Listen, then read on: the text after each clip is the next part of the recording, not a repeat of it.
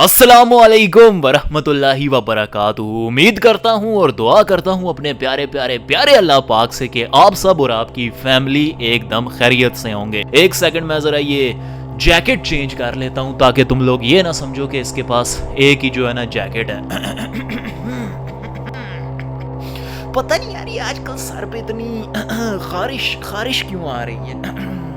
Jacket बदल। तो आज फिर से तुम्हारा ये प्यारा अजान भाई हाजिर है तुम्हारी खिदमत में एक रियल हॉरर स्टोरी लेकर। अब इससे पहले हम इस स्टोरी को शुरू करें, मैं बताना चाहता हूं कि आज की ये जो सच्ची खौफनाक कहानी है वो एकदम रियल होने वाली है, इसीलिए फटाफट से आयतल कुर्सी पढ़ लेना, क्योंकि मैंने कई बार पढ़ा था कि जब भी हम इन चीजों का जिक्र करते हैं, पैरानॉर्मल चीजों का, तो ये बेमजे से आपके करीब आ जाती हैं और गौर से सुनना शुरू कर देती हैं। इसीलिए जस्ट इन केस एहतियातन आयतल कुर्सी पढ़ लो। अगर पढ़ नहीं आती है जुबानी तो अच्छी बात है, अगर नहीं आती तो यहाँ पर मैं जो है ना लिख भी दूंगा, यहाँ से देख के पढ़ लें। अस्सलामुअलैकुम अजान बेटा, उम्मीद करती हूँ कि आप खैरियत से होंगे। मैं आपकी सभी वीडियोस देखती हूँ, लाइक भी करती हूँ। आप बहुत ही अच्छी वीडियोस बनाते हैं, बहुत ही अच्छी बातें बताते हैं और रिसेंटली मैंने आपकी स्टोरीज भी सुनना शुरू कर दी हैं, जो कि बाय द वे बहुत ही ज्यादा खौफनाक होती हैं। मैं आज आपके साथ अपनी जिंदगी की रियल हॉरर स्टोरी शेयर करने वाली हूं, अपनी जिंदगी का सबसे खौफनाक हादसा आपके साथ शेयर करने वाली हूं, जो मेरे साथ पेश आया था जब मेरी उम्र लगभग 30 साल की थी। अब मैं 40 के करीब हूं और जब मैं 30 साल की थी तो मेरी 3 बेटियां थीं, जिनमें सबसे छोटी बेटी तकरीबन 2 साल की थी, 2 से 3 साल की, और उससे बड़ी बेटी 7 साल की और उससे भी बड़ी 8 साल की। एट दैट टाइम हमारे जो हालात थे ना वो बहुत ही ज्यादा बुरे थे। मेरे जो शोहर थे वो छोटे छोटे काम वगैरह किया करते थे, फॉर एग्जांपल सफ़ेदी का रेडी वगैरह लगाना, स्कूल के बाहर कोई जो है ना रेडी वगैरह लगा ली, मतलब छोटे मोटे जो है ना काम, ताकि घर का खर्चा वगैरह, खाने पीने को रोटी, कुछ इस तरह का जुगाड़ हो सके। रही मेरी बात तो मुझे सिलाई कढ़ाई का थोड़ा बहुत काम आता था, तो मैं जो है ना लोगों के कपड़े वगैरह सी देती थी, तो तकरीबन 1000-1200 वहाँ से जो है ना कुछ मिल जाता था मुझे। और उस वक्त हमारे हालात इतने ज़्यादा बुरे थे कि हम अपना घर भी नहीं ले सकते थे कि हम यार एक छोटा सा घर ही ले लें, ऐसी भी हालत नहीं थी। और ना ही हमारी हालत ऐसी थी कि हम किराए के ऊपर ही कोई अच्छा सा घर ले लें, डिसेंट सा। किसी के रेफरेंस से, किसी के कहने पर, किसी की सिफारिश से हमें एक घर मिलता है जो कि नाम का ही घर था। सो बेसिकली वो एक छत थी, सबसे नीचे दुकानें बनी हुई थी, फिर जो दूसरे फ्लोर पे थे वो फैमिली रहती थी जिनकी जो है ना वो दुकानें थी और वो जिनका अपना घर था, और उनके ऊपर जो है ना मतलब एक छत थी जो कि आधी छत थी, और मतलब आधा हिस्सा जो है ना कवर था और आधा जो है ना अपना खुला हुआ था। आपने इमेजिन कर लिया होगा दिमाग में। तो इस तरह का जो है ना वो नाम का ही घर था, तो कहने को वो छाती थी। तो हम लोगों ने बस पर्दे वगैरह लगा के जो कुछ हो सकता था हमने किया। इससे पहले भी हम किराए के घर में ही रहते थे और उस टाइम जो है ना हमारे हालात काफ़ी हद तक बेहतर थे, लेकिन जब हालात बुरे हुए तो आपको पता है कि फिर हमें कितना कुछ सफ़र करना पड़ता है। तो इस फैमिली के साथ भी ऐसा ही था। तो ये बताती है कि कैसे जब वो उस घर में दाखिल हुए, जो कि बेसिकली एक छत थी लेकिन घर में दाखिल हुए, तो मुझे पहले बात है बहुत ही ज़्यादा रोना आया कि हमारे हालात कितने ज़्यादा बुरे होंगे एंड एवरीथिंग, मतलब बहुत ही ज़्यादा सैड फील हुआ ना।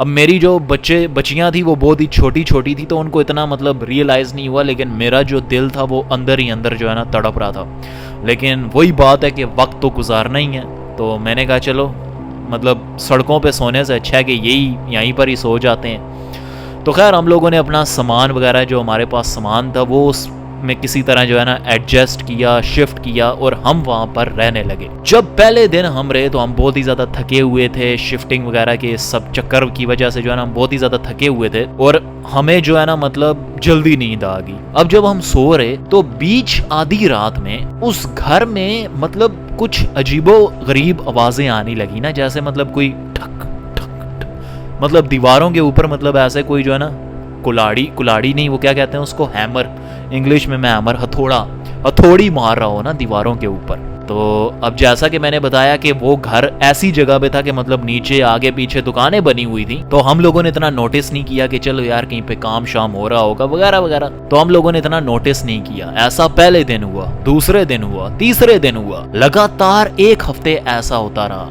और मजे की बात ये थी कि मतलब अगर कोई दीवार में हथौड़ी मार भी रहा है, आपके साथ वाला नेबर या फिर जो नीचे रहते हैं या फिर ऊपर रहते हैं, अगर वो कहीं पे हथौड़ी मार भी रहे हैं, ठीक है, तो आपको पता चलता है कि यार किस डायरेक्शन से आवाज़ आ रही है या कहाँ पर हथौड़ी मारी जा रही है, ऐसा है कि नहीं। लेकिन इसके बारे में सबसे खास बात ये थी कि पता ही नहीं चल रहा कि यार मतलब ये आवाज़ आ कहाँ से रही है, कोई क्लू नहीं मिल रहा।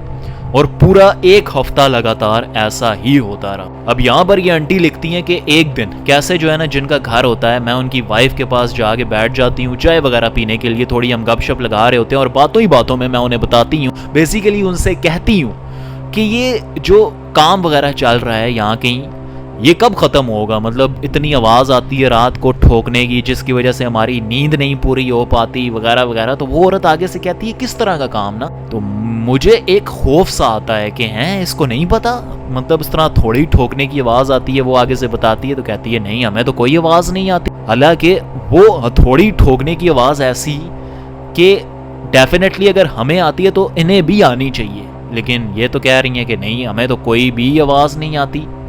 खैर जैसे तैसे करके हम इसको जो है ना, मतलब ठीक है नज़रअंदाज करते हैं। लेकिन जैसे जैसे वक्त गुजरता रहता है ना, हमारे दिन, हमारे जो घर है, जिस घर में हम रह रहे होते हैं, उसमें चीज़ें मज़ीद खौफनाक होती चली जाती हैं। फॉर इंस्टेंस मेरी जो बेटी है जिसकी उम्र तकरीबन 7 साल है, उसको मैंने अक्सर किसी से बातें करते सुना।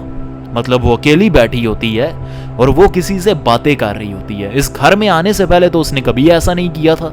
वो किसी से बातें कर रही होती है और बच्चे अक्सर मतलब ऐसे जो है ना इमेजिनरी तरीके से बातें कर रहे होते हैं, कभी टॉयज के साथ, कभी गुड़िया के साथ। नहीं, ये लड़की ऐसे बातें कर रही है जैसे लिटरली कोई उससे जो है ना उसे जवाब दे रहा है। मतलब पॉजेज, वो सब कुछ एकदम नॉर्मल है कि लिटरली इस लड़की से कोई बात कर रहा है, ऐसे ये बात कर रही है। और घर में अक्सर जो है ना, मतलब बिल्लियों का आना जाना बहुत ही ज़्यादा आम हो गया था। हम उन्हें भगाते, उन्हें रोकने की पूरी कोशिश करते, लेकिन वो कहाँ से आती कहाँ से जाती बिल्कुल ना पता चलता। मतलब घर में तकरीबन 3 से जो है ना 4 बिल्लियाँ तो रहती। ऊपर से घर छोटा था और ये बिल्लियाँ कहाँ से आ रही हैं कहाँ जा रही हैं कुछ समझ में ना आती। हम इनको भगा भगा कर थक गए। अब इन बिल्लियों का स्टोरी के साथ कुछ लेना देना है ये तो अभी तक हमें नहीं पता, लेकिन चलो आगे सुनते हैं। अब अक्सर जितने भी आप लोग देख रहे हैं, आपने भी नोटिस किया होगा कि आपकी ज़िंदगी में अमूमन कुछ ऐसी चीज़ें होती हैं जिनको आप एक्सप्लेन नहीं कर सकते, लेकिन फिर भी उनकी एक्सप्लेनेशन ढूंढने की कोशिश करते हो। और जब आपको कुछ नहीं मिलता तो आप उनको नज़रअंदाज कर देते हो, चलो यार हो गया होगा, कुछ ना कुछ हो गया होगा। लेकिन चांसेस हैं कि इनके पीछे ज़रूर कुछ ना कुछ पैरानॉर्मल था। अब खैर इन आंटी के केस में भी ऐसा ही होता है। आहिस्ता आहिस्ता ये जो एक्टिविटीज़ इनके घर में हो रही थी ये बढ़ना शुरू हो गई। फॉर एग्जाम्पल इनको लिटरली अपने घर में साए भागते हुए दिखाई दिए। मतलब अब जैसे फॉर एग्जाम्पल मैं यहाँ पर बैठा हूँ और अचानक से मेरे पास से कोई भाग के जाता है और मैं साइड पे देखता हूँ, मुझे कोई दिखाई नहीं देता है, एंड आई एम लाइक यार चलो मेरा वहम होगा। इन आंटी के साथ ऐसा होने लगा। चलो 1 दफ़ा हो जाए, 2 दफ़ा हो जाए, ना ना ना ना, बार बार हो रहा है। अचानक घर में वजनी चीज़ें, जैसे फॉर एग्जांपल जो कूलर होता है जिसके अंदर हम पानी भर के वो पीते हैं, वो गिरना शुरू हो जाए, भरा हुआ कूलर। अब इनकी बच्चियां इतनी ताकतवर नहीं थी कि उस कूलर को जो है ना मतलब ऐसे गिरा सके। बड़ा वाला जो कूलर होता है वो गिरना शुरू हो जाए और हम कहें कि चलो हवा की वजह से गिर गया होगा। और इतने ज़ोर से ये चीज़ें गिरती घर में, जो वजनी सामान था, कि नीचे से जो है ना हमारे जो नेबर्स थे वो ऊपर आ जाते। नेबर्स नहीं कहेंगे, बेसिकली एक ही घर में रहते हैं, तो मतलब जो हमारे मतलब नीचे वाले फ्लोर में रह रहे होते हैं वो ऊपर आ जाते। हाँ जी क्या हुआ है भाभी, क्या हुआ है, क्या गिरा है, कोई बच्चा गिरा है क्या? नहीं नहीं, ये कूलर गिरा है हवा से। हाँ, हवा में इतनी ताकत कहाँ से आ गई? ठीक है हवा में बहुत ताकत होती है, वो गिरा देती है, तूफान आ जाते हैं, लेकिन इतनी तेज हवा तो चल नहीं रही। लेकिन जो सबसे ज्यादा खौफनाक चीज हमारे साथ होती थी वो ये थी कि मतलब फॉर एग्जाम्पल मेरे शोहर किसी काम से बाहर गए हुए हैं और मैं जो है ना घर में अपनी बच्चियों के साथ अकेली हूँ, तो मुझे कभी कभार अपने शोहर की आवाज़ आती। लिटरली मुझे अपने शोहर की आवाज़ आती और अक्सर मैं ये सोचा करती कि ये मेरा वहम है, मुझे कोई नहीं बुला रहा। तो जो मेरी बेटी होती तो वो मुझे एक दफ़ा बोलती है कि आपको पापा बुला रहे हैं। और जब मैं देखती वहाँ पर कोई भी ना होता और जब मेरे शोहर काम से वापस आते तो मैं उन्हें बताती तो वो तो कहते कि मैं तो इस घर से बहुत ही ज़्यादा दूर था, काम में बिजी था, ऐसे कैसे हो सकता है, तुम्हारा वहम होगा। चलो वहम मेरा होगा, मेरी बेटी का तो नहीं हो सकता। मतलब सच में कोई इन्हें आवाज़ें दे रहा। और कभी कभार ये आवाज़ इनके शोहर की होती, कभी कभार ये आवाज़ बहुत ही ज़्यादा खौफनाक होती, कभी कभार इनकी यही आवाज़ इनकी बेटी की होती जो अक्सर इनके साथ बैठी होती थी और उन्हें जो है ना किचन में उनकी बेटी की मम्मा मम्मा इधर आओ, और वो देखती बेटी तो उनके साथ ही है। अब इस सीन से उन्हें पता चल गया कि घर में कुछ ना कुछ तो गड़बड़ है। और जब मैंने जो है ना मतलब उन जिनका ये घर था उनकी वाइफ को ये बात बोली तो वो कहती नहीं नहीं, हम तो काफ़ी टाइम से इस घर में रह रहे हैं, ये कुछ भी नहीं होता, साए वगैरह ये आपका वहम है वगैरह वगैरह, अगर होता तो हमें भी पता चलता ना, नहीं ऐसा कुछ नहीं है। और जैसा कि मैंने आप लोगों को बताया कि मेरी मजबूरी थी, हमारे हालात इतने ज़्यादा बुरे थे कि हमें मर मर के ये जो है ना छत मिली है रहने के लिए, और हम इसको भी नहीं छोड़ सकते थे, अफोर्ड नहीं कर सकते थे इसको छोड़ना। अब ऐसे करते करते एक्टिविटीज़ दिन ब दिन बढ़ती चली गई। अब सबसे जो अजीब चीज़ होने लगी वो ये था कि खाने की पीने की जो चीज़ें थी वो ख़त्म होने लगती। फॉर एग्जाम्पल अगर मैं हांडी बनाती 2 दिन की तो वो 1 दिन में ही ख़त्म हो जाती। अगर हम आटा लेकर आते तो आटा जल्दी ख़त्म हो जाता। और अक्सर ऐसा होता है कि अगर मैं दूध रखा हुआ है, ठीक है, तो दूध के ऊपर आपको पता है अक्सर वो मलाई वगैरह सी जम जाती है, ठीक है ना, तो वो रह जाती और नीचे से जितना भी दूध था वो ख़त्म हो जाता। तो मैं अपने जब शोहर को बताती तो वो मुझे ये कहते कि तुमने गर्म होने के लिए काफ़ी देर तक रखा होगा। तो वो मतलब इस तरह आपको पता है जब दूध काफ़ी देर तक गर्म होने के लिए रख दिया जाए तो वो मतलब इस तरह जल के ख़त्म हो जाता है ना, तो वो हो गया होगा। तो वो कहती नहीं नहीं ऐसा नहीं है, मैंने साइड पे रखा था ठंडा होने के लिए, तो ये ऐसे ख़त्म हो गया।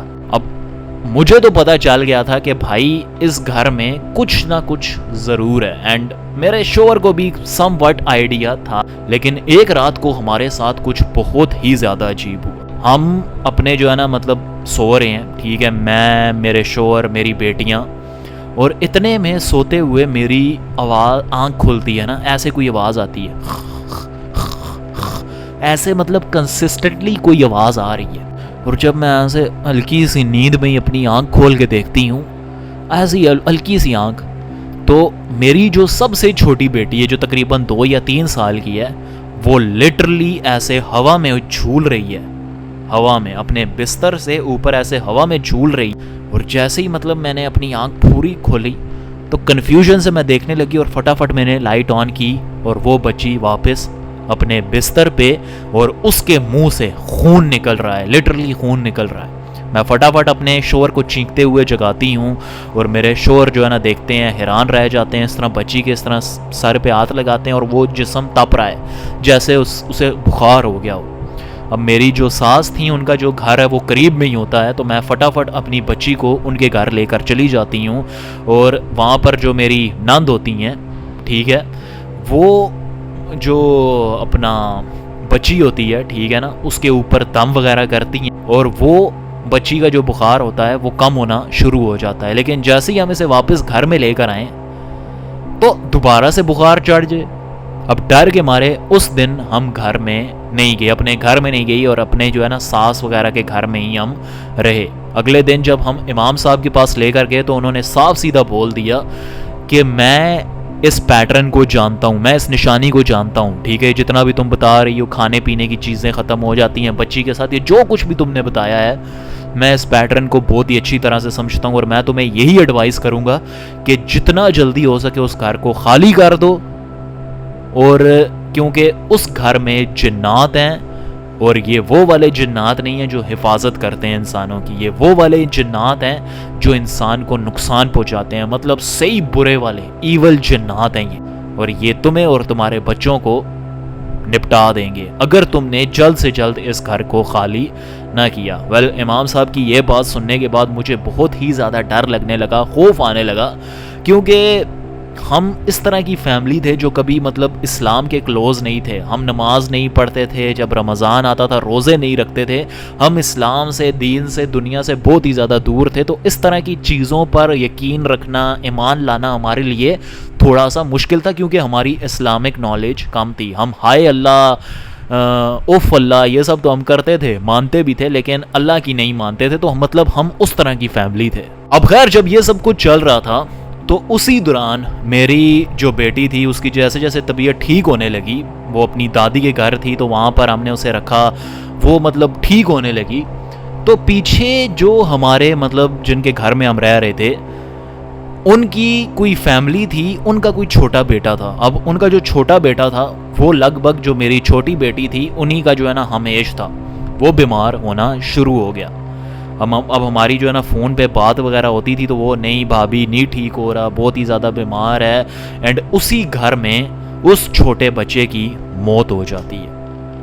अब ये जानने के बावजूद इमाम साहब की एडवाइस के ख़िलाफ़ जाते हुए हम फिर से वापस उसी घर में आ जाते हैं। अब उस घर में रहते हुए एक दिन हम अगेन इसी तरीके से सो रहे आराम सुकून से, तो मेरी मतलब इस तरह जो है ना दोबारा से ऐसे आंख खुलती है ना, तो मेरे सामने एक औरत बैठी हुई है और उस औरत का चेहरा बिल्कुल भी दिखाई नहीं दे रहा, एकदम जैसे काला साया होता है। और उस औरत के बाल ऐसे हवा में उड़ रहे हैं, लिटरली हवा में उड़ रहे हैं, जैसे मतलब तेज़ हवा चल रही हो। इतना ज़्यादा खौफनाक मंजर था वो कि मैं देखती हूँ कि वो औरत और उसके साथ 3 बच्चियाँ हैं, ठीक है, जैसे सेम टू सेम मेरी 3 बच्चियाँ, उसकी भी 3 बच्चियाँ हैं, और वो 3 बच्चियाँ आगे पीछे खेल रही हैं। नाउ इमेजिन दिस कि आप कुछ बहुत ही ज़्यादा खौफनाक चीज़ देखते हो और उस चीज़ के आप बच्चे भी देखते हो और वो बच्चे खेल रहे हैं। मुझे नहीं पता इससे ज़्यादा खौफनाक मंजर क्या हो सकता है, तौबा इस्तग़फ़ार। और वो औरत मुझे कहती है कि यहाँ से चली जाओ। उसने ऐसे इशारा करते हुए कहा, and I remember myself saying this to myself कि इस औरत के नाखून कितने ज़्यादा लंबे हैं, लाइक मतलब उंगली से बड़े तो इसके नाखून हैं, इतने बड़े लंबे नाखून उसके। अब मैं जैसे ही आंख खोलती हूँ तो मेरे सामने कोई भी नहीं है। आज तक मुझे ये पता नहीं चला कि ये मेरा वहम था, मेरा ख्वाब था, या हकीकत में वहाँ पर कोई था। लेकिन जैसे ही मैं उठती हूँ मैं अपनी पूरी फैमिली की तरफ देखती हूँ और देखती हूँ कि मेरी जो दरमियान वाली बेटी है, ठीक है, जिसकी उम्र लगभग 7 साल की है, अब उसके मुंह से खून निकल रहा है और वो बीमार हो रही है। मैं फटाफट जो है ना अपनी सास को दोबारा से फ़ोन करती हूँ, वो मेरी नंद आती हैं, वो मेरी जो बेटी है उसको हॉस्पिटल लेके जाते हैं। हॉस्पिटल में डॉक्टर नहीं बता पा रहे क्या चक्कर है क्या नहीं है, बिल्कुल ठीक लग रही है, कोई मसला नहीं है इसके साथ, पता नहीं क्या, समझ में ही नहीं आ रहा कुछ। खैर जैसे तैसे हम अपना वक्त गुजारते हैं, क्योंकि हम बिल्कुल फाइनेंशियली इस कंडीशन में नहीं थे कि हम इस घर को छोड़ के जा सके, क्योंकि हमें दूसरा कोई घर नहीं मिल रहा था। या तो हमारे लिए मतलब फुटपाथ था या फिर ये छत थी। हमारे पास 2 ऑप्शन थे, ना कोई काम काज है, ना पैसे हैं, ना कारोबार है। हम अपने बच्चों को डॉक्टर के पास नहीं लेके जा सकते थे। हम अपनी सास जो मेरी नंद थी उसे बार बार हम बुलाते थे ताकि वो लेकर जाएं। तो मतलब इतनी बुरी हमारी मतलब सिचुएशन थी, अल्लाह माफ़ करे। तो हम कहाँ जाते, तो हम तो बेसिकली इस घर में फांसी गए थे। लेकिन एक दिन तो एंड ही हो गया ना कि मैं मतलब पानी हम भरते थे, और पानी भरने का उस टाइम पे मतलब एक अजीब सीन था कि पानी उधर मतलब टैंकी वाला सिस्टम नहीं था। पानी कहीं बड़ी किसी जो है ना बहुत ही मतलब आपने देखा होगा अक्सर जो है ना मतलब बहुत ही बड़ी टैंकी लगी होती है और उसी से जो है ना घरों को पानी वगैरह जाता है। तो वो वाली टैंकी ना, तो वो मतलब जब भरते थे तो पहले जो है ना मेरी जो नीचे वाले फ्लोर पे जो घर के मालिक वगैरह रहते थे वो अपने जो है ना पानी वगैरह भर लेते थे और फिर हमें बोलते थे कि आप अब भर लो। तो एक दिन मैं ऐसे ही पानी वगैरह भर रही तो मैंने नोट किया कि इस पानी से बहुत ही गंदी बू आ रही है, और लिटरली ये पानी नहीं खून है। तौबा इस्तग़फ़ार, तौबा इस्तग़फ़ार। और इस पानी के अंदर मुझे तो कसम से उल्टी आ जाएगी ये बोलते हुए, खून के लोथड़े मैंने कभी नहीं देखे और ना मैं देखना चाहता हूँ। लिटरली वो तैर रहे हैं। मैं फटाफट चीखती हुई भागती हुई अपने जो है ना नीचे फ्लोर पे गई और अपने जो है ना मतलब उन्हें बोला कि ऐसे पानी गंदा सा आ रहा है, आपका कैसा है? उनका तो पानी एकदम साफ शफाफ। तो खैर जो वो जो घर के मालिक थे वो ऊपर जाके देखते हैं, कहते हैं नहीं भाभी पानी तो एकदम साफ सुथरा है, ऐसा कुछ भी नहीं है। खैर मेरे लिए ये बस थी, ये दी एंड था।